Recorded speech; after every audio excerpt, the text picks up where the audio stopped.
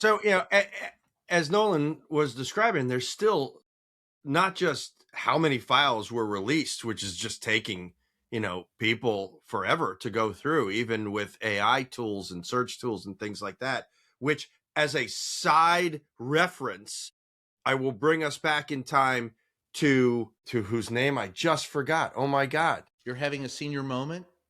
Ed Snowden. Oh God, that was so bad. Ed Snowden. And Yeah. why do I bring up Ed Snowden? Because Ed Snowden released almost 2 million pages of Yeah. documents.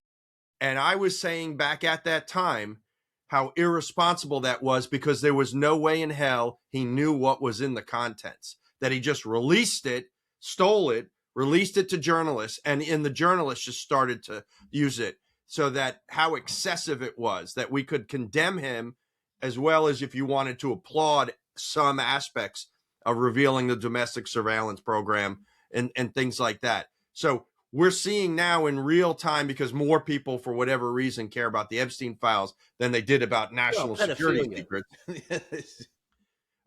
Yeah, but as far as looking for the salacious stuff, but not in a Yes. sexual way.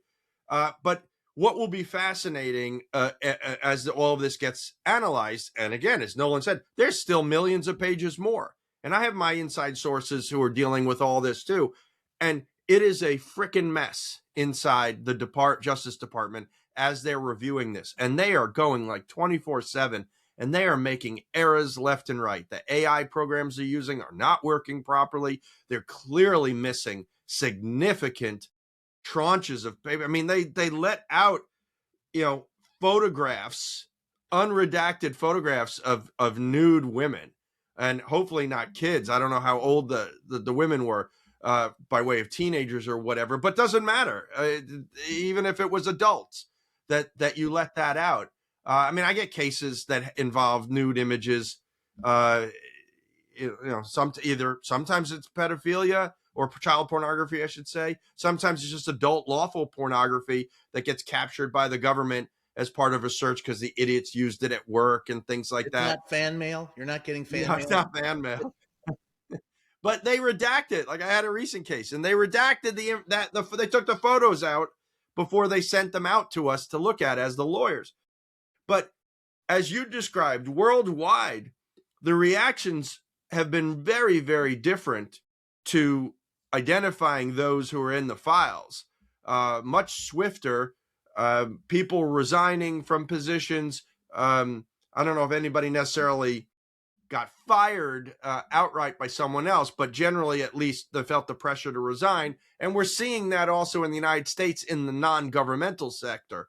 The Goldman Sachs former White House lawyer, the Paul Weiss, Brad Karp, the lawyer, and some of these people, and they were arguing that, look, I was involved with the guy as a lawyer, even if it was friendly, still as a lawyer. But what hasn't happened is all of the officials who are in the government now. Now we've heard about one of our ambassadors to Turkey is in the files.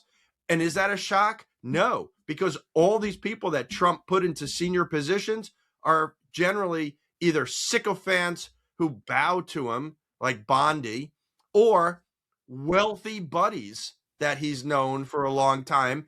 And they all had contact with Epstein because he was filthy rich too. And on this board and that board, and let me help my kid get into this school. I mean, it was totally normal stuff in the sense of these guys all, trying to use one another for whatever personal benefits. But we're seeing more and more contacts, and it's going to be very interesting as to whether or not there'll be fallout. The names that Nolan mentioned, that Ro Khanna read off, there were 6 names.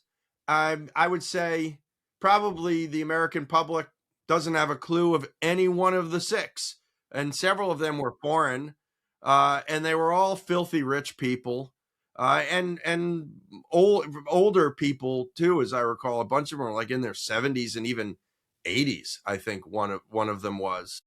Yeah, well, all right, so Because it's going back 20, 30 years.